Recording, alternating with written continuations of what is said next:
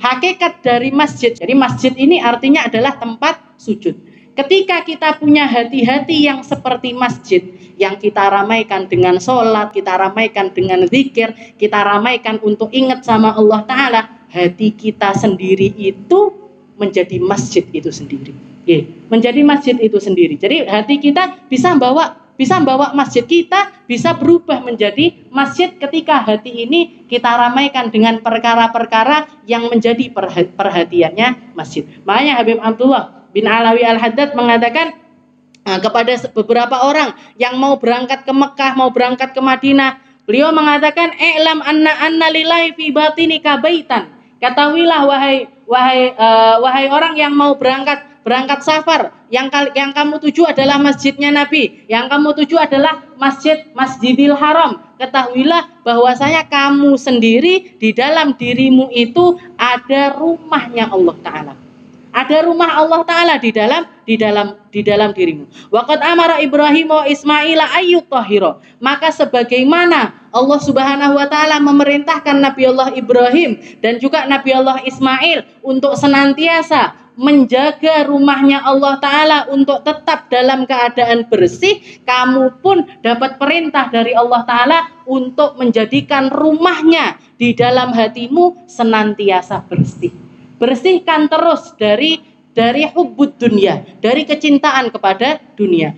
Bersihkan terus dari sifat hasud, bersihkan terus dari sifat sombong, bersihkan terus dari sifat ujub, bersihkan terus dari sifat riya, karena kamu pun di dalam hatimu, Allah Ta'ala punya rumah di dalam hatimu. Bersihkan terus dari perkara-perkara yang buruk yang bisa mengotori rumahnya Allah Subhanahu wa Ta'ala. Jadi hati kita ini kalau kita sambungkan, kalau kita terus menjaganya dari perkara-perkara yang buruk, dia sendiri itu bisa menjadi sebuah masjid. Bahkan sebagian orang-orang soleh terdahulu itu, beberapa di antara mereka ada yang ketika berada di dalam pintunya masjid, mereka itu berdiri lama sekali. Sampai orang-orang yang ada di belakangnya ini kinyapo, wong iki kok ngadeg tok di pintu masjid. Ada orang masuk, ada orang masuk, dia tetap aja di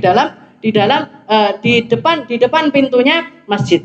Akhirnya ada orang yang mengatakan, qala malak, kamu itu ngapain? Kok berdiri terus di pintunya masjid? Maka beliau mengatakan, baitu Rabbi, ini adalah rumahnya Allah.